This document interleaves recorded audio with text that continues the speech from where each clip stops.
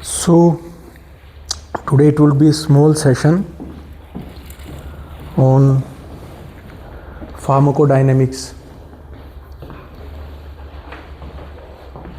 Pharmacodynamics, as you know, it is what drug does to the body. It includes the mechanism of action, and not only the mechanism that way, but the details. What really happens at the molecular level. So what happens, why it happens, how it happens, everything is covered under pharmacodynamics. One thing we should know that a drug may have some action at a particular place. This we call action. But the overall, when we consider what happens after administering the drug, then we call it effect. There is a difference between action and effect. Action may be at the local level, but ultimately what happens as a consequence of drug administration, that is effect. So one question that is very commonly asked is, what are the principles of drug action? So if you see, drugs, they do not add any function to our body. Drugs, they just regulate the ongoing physiological processes.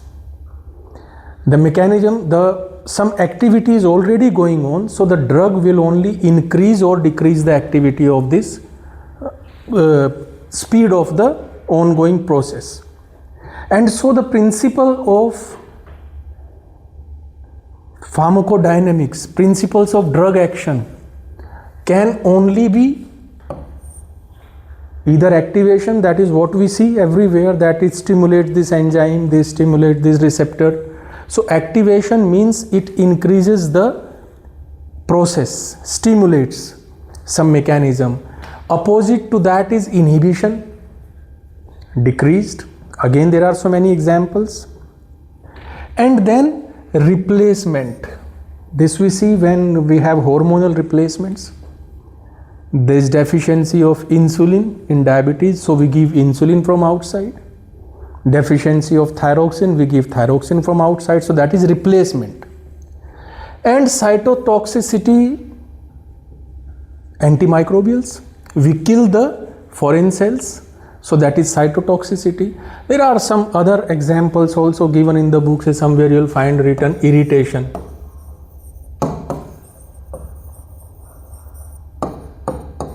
Many counter irritants, some, but that is also actually they are stimulating only. But you can remember, irritation can also be one of the mechanism.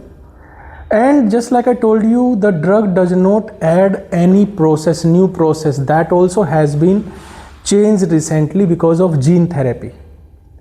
By introducing a new gene, we can add a new activity also.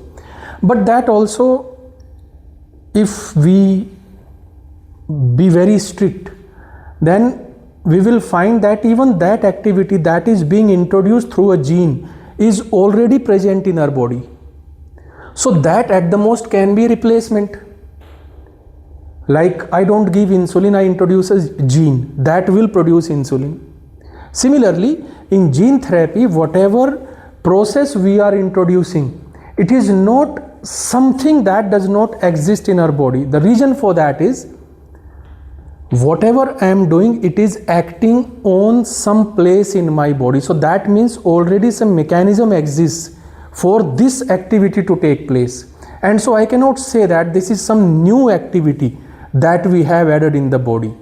We are just trying to mimic a physiological activity that maybe this was taking place in liver, now this will taking place in muscle where I have introduced the gene, but this will not be a new process.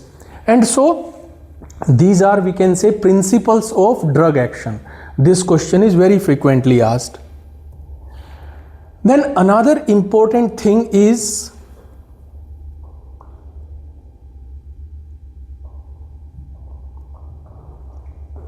this. We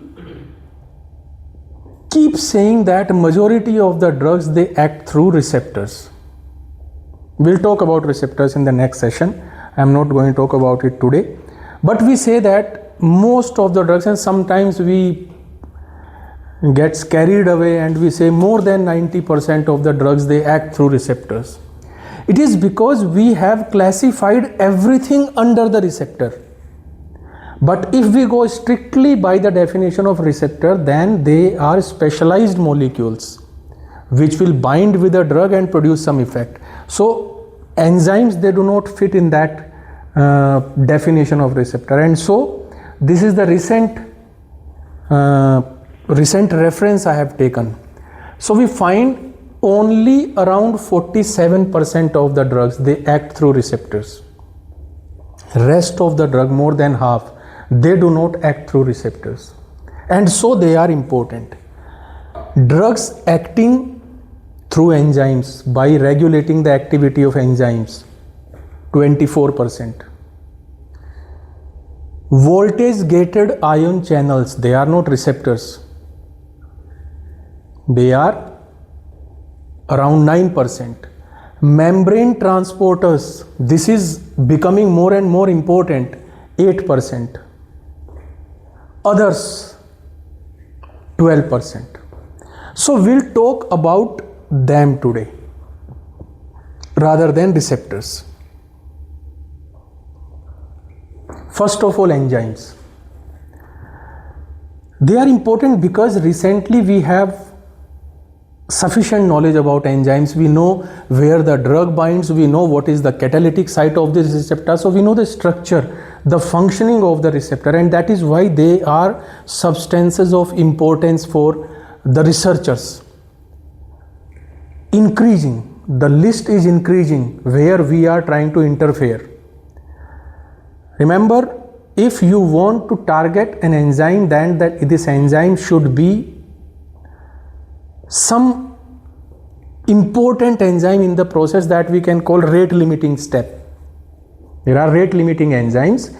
They are mostly the target. That is why you will find all these drugs like HMG coenzyme A inhibitors. HMG coenzyme A is the rate limiting step in the cholesterol synthesis. ACE inhibitors. ACE is the limiting step, conversion of A1 to A2. So many long list of enzymes which we are using as a drug target.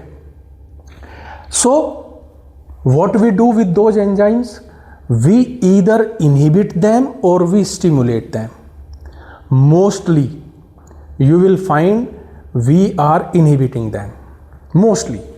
There are some examples of activation also, but mostly the drugs, they inhibit the enzymes. And how do they inhibit it? Competitive.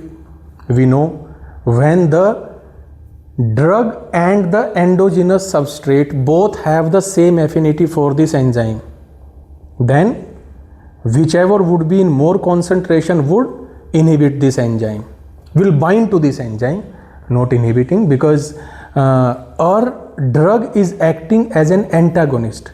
Antagonist has affinity but no intrinsic activity. So this will occupy the space of the endogenous substrate. Non-competitive. In competitive, the binding site is same. The binding site is same of the substrate and the drug. In non-competitive, these sites are different. Allosteric site we call it. The binding site of the substrate is different from the binding site of the drug. But this drug, when it binds to the allosteric site, it causes some changes in the enzyme so that it does not bind to the substrate. So that is non-competitive. There is a new term, uncompetitive, you don't find easily in the books. It is just more complicated. Like in non-competitive, what happens? The drug and the substrate, they can bind to the receptor. But here in uncompetitive, the drug has the affinity for the bound form of the enzyme. When the enzyme binds to substrate, then this drug will bind to this, and then we call it uncompetitive. because this drug has affinity for the bound form of the receptor only. So for undergraduates, I don't think this is very important. Just remember, irreversible.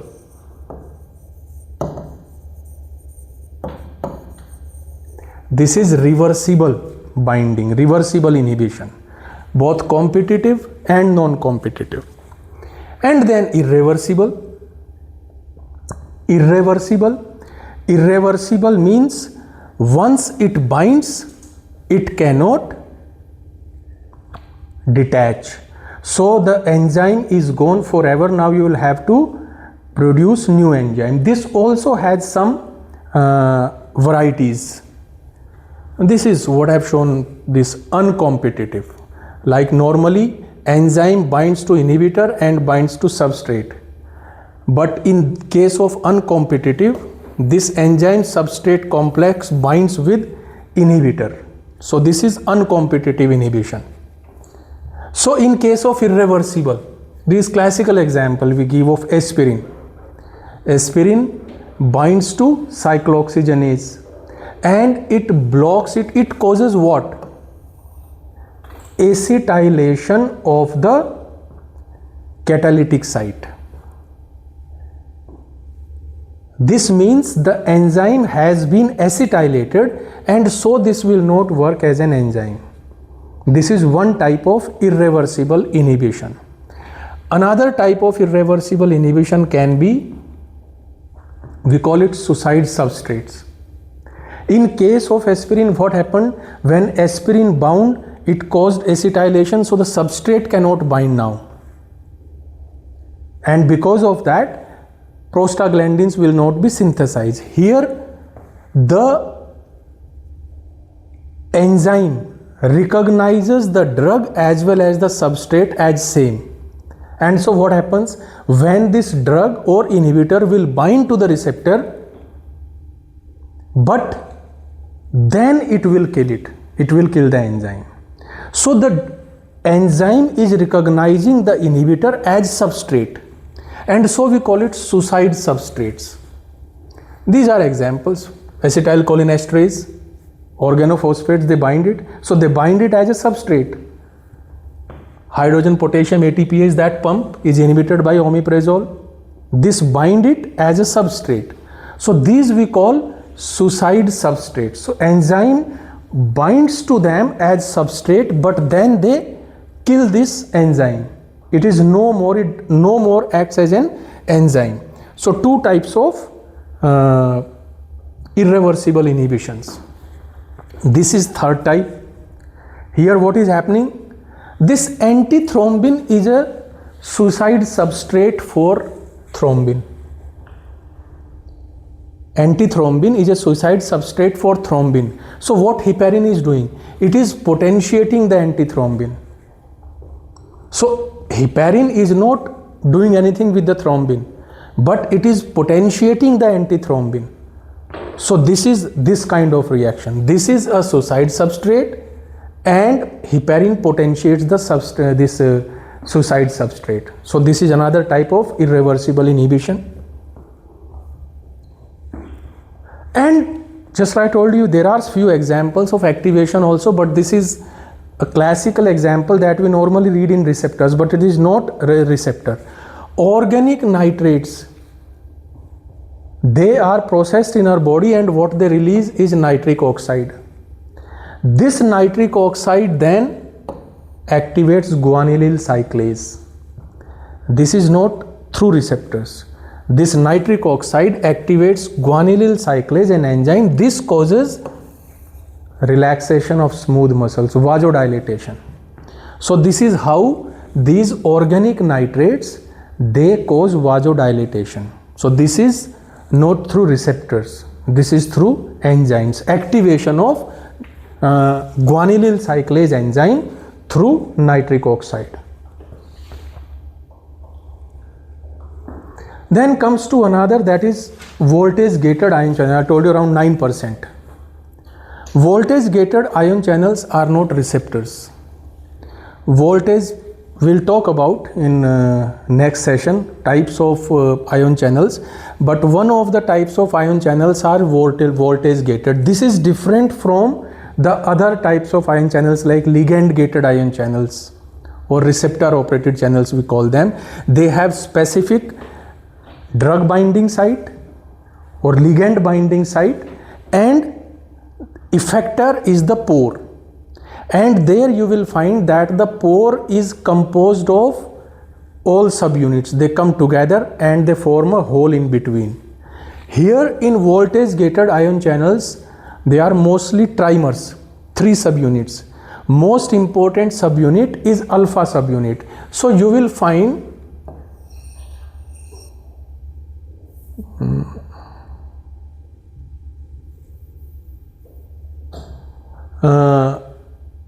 the whole pore, if I show you from above, this is just one subunit, that is alpha.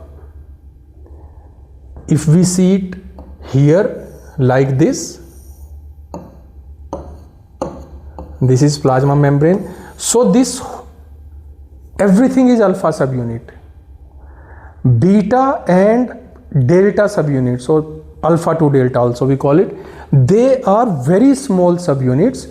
Beta is attached on the intracellular side and alpha to delta is attached on the outer side. So they are just regulatory. Otherwise, this is mostly alpha subunit. The alpha subunit forms a pore, and actually I won't go in details of that. This alpha subunit is further made up of 4 subunits. So all of them, they come together and forms the channel. So here the channel is composed of only alpha subunit in voltage gated ion channels. And why do we call them voltage gated? Because they recognize the depolarization in the vicinity. Normally there is, suppose, negativity inside the cell -70. So when it becomes +20 because of depolarization, they have a sensor, then they open, and when this depolarization will go away, then again they will be closed. So this is how they function. We modify them. We have many drugs, lignocaine, phenytoin, they act through these receptors. So these are voltage gated ion channels. They are not classified under receptors. Ligand gated ion channels are classified under receptors, and there are other ion channels which are known as G protein coupled ion channels. So they are specifically coupled to G proteins. But voltage gated ion channels, it's a different mechanism in itself. And then transporters. We have talked a lot about transporters, but this is an important, they are not receptors. Many drugs, and actually this is ever increasing, particularly in CNS, you'll find all these, right from your tricyclic antidepressants, all of them are doing what? They are inhibiting the transporters. Some of them are inhibiting serotonin transporters, some of them are inhibiting noradrenaline, norepinephrine transporters. So they are basically inhibiting the transporters uptake mechanism, and that is the mechanism of action. So transporters, this I had taken this example of recent example because tetrabenzene in Huntington's chorea, this inhibits VMAT, vesicular monoamine transporters. They cause storage of monoamines in the vesicles. There are various types of VMAT enzymes, VMAT transporters. So this tetrabenzene, it inhibits VMAT2, and this is found to be effective in Huntington's chorea. So this is an example I am giving. Another example that is also recently it has been found out, gliflozin, many of them, canagliflozin, dapagliflozin, empagliflozin, EMPA.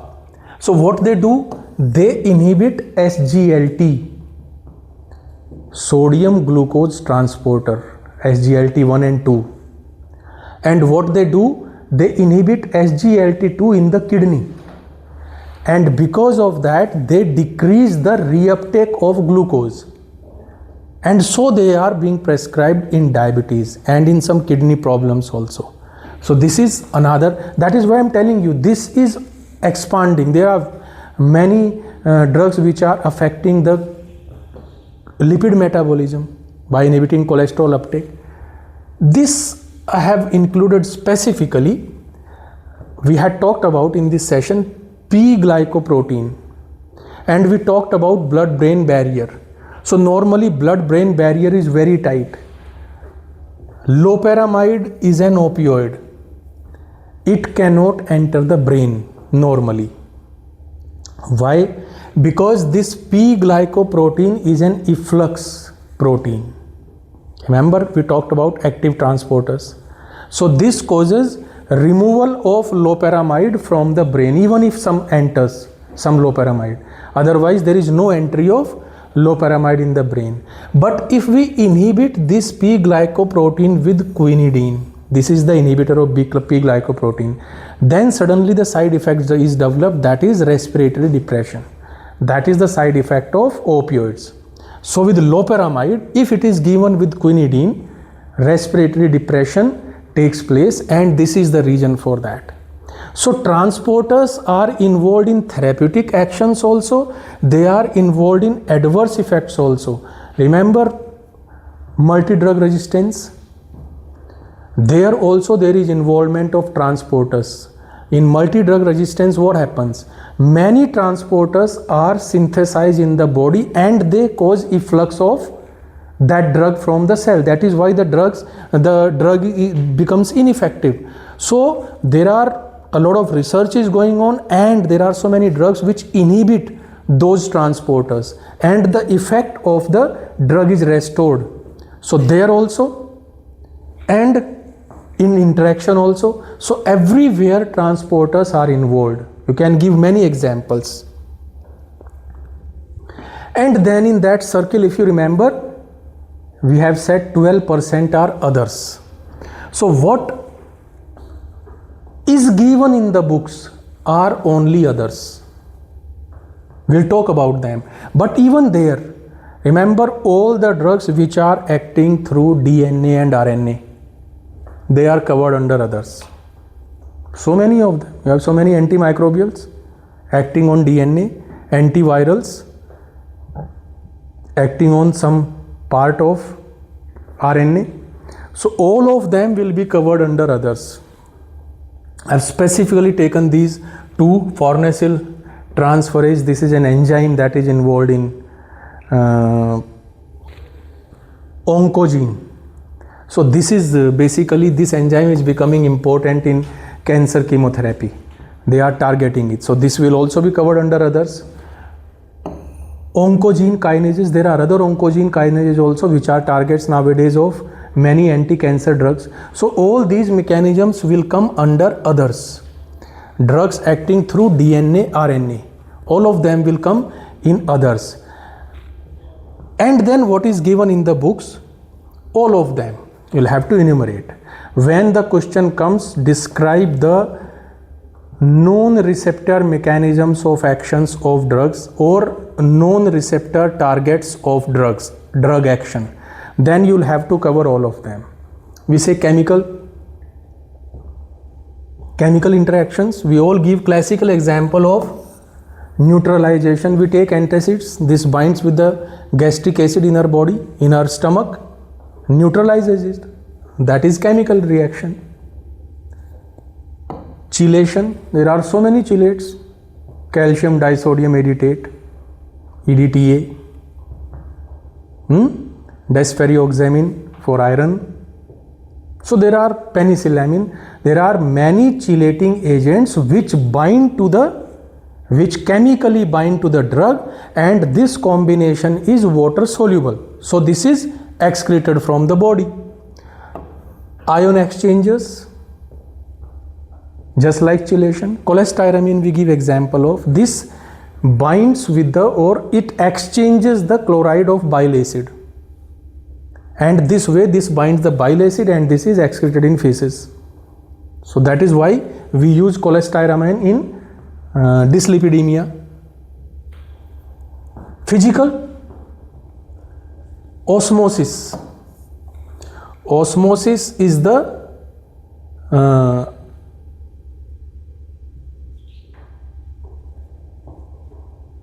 one of the physical methods, mannitol. What does it do? When we give mannitol, it cannot go in the extracellular fluid or in the intracellular fluid. This remains in the vascular compartment, but the osmolarity of the blood, it increases, and this takes water from the surrounding tissues, from the brain. So we use it in cerebral edema. That is the mechanism of action. Magnesium sulfate as a purgative, this remains in the intestine, this absorbs the water from the intestinal wall, and because of that bulk is formed and it acts as a purgative. So this is because of osmosis. Adsorption. Give example of kaolin. Adsorption means this binds physically with the kaolin. What it does, this binds with the toxic substances of bacteria in the intestine, and that is why we give it in diarrhea. So this adsorbs the toxins and take them in the feces.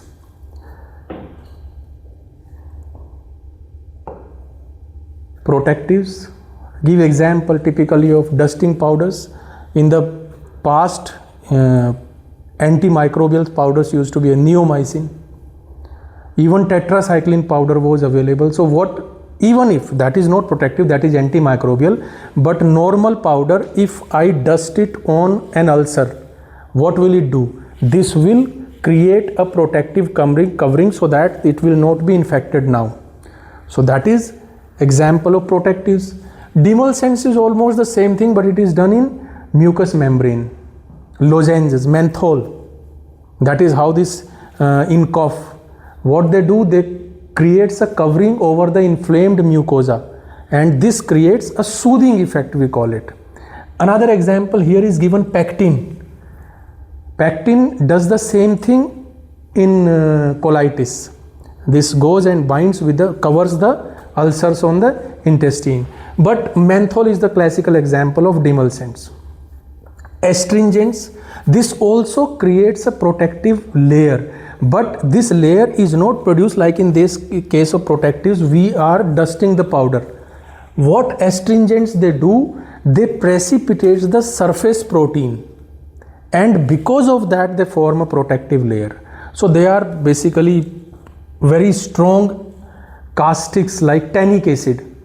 So when they are applied, even potassium permanganate, we don't use it on abraded skin, though this is very irritant. But like tannic acid, diluted solutions, when we apply it on abraded skin, this precipitates the protein, and this way it creates a protection. And this is saturation of biophase, physical form. Remember, in anesthetics we gave, one of the theory was that anesthetics, they dissolve in the lipids in the brain, and because of that they physically close the channels, because the volume, there would be edema of the brain like that. That is saturation of biophase. So they are doing it physically. They are dissolving themselves in the gray matter, and physically they are closing the ion channels. That is one of the theories of action of general anesthetics. So that also can be included in physical. So these are physical mechanisms of action. Then counterfeit or false incorporation.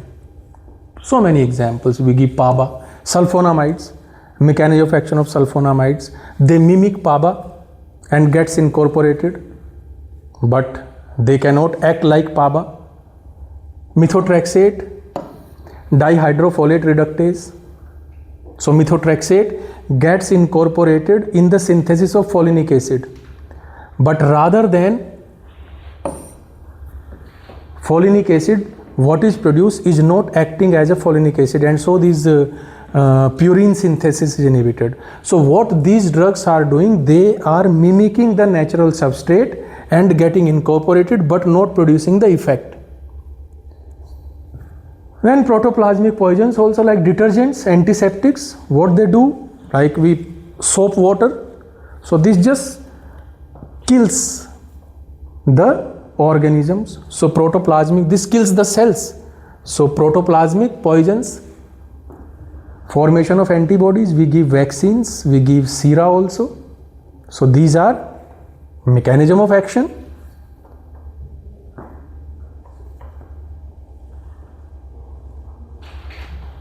So in addition to that also, like I was talking about, I found it somewhere, that placebo. So we may say that placebo, there is no mechanism of action, but why not? If the placebo has effects, say particularly in anxiety, in nociception, it has been observed recently that this can produce effects like a drug, even though we say that this effect is psychological, but the changes in the brain are taking place, neurotransmitters are being released, and so the effect is taking place. So placebo can be one of the mechanism of action, though placebo is like sucrose or galactose or neutral compounds, but this neutral compound also is producing effect. So this can also be one of the mechanisms. So these are the mechanisms that we can call known receptor targets of drug action. Okay, in next session we'll talk about receptors as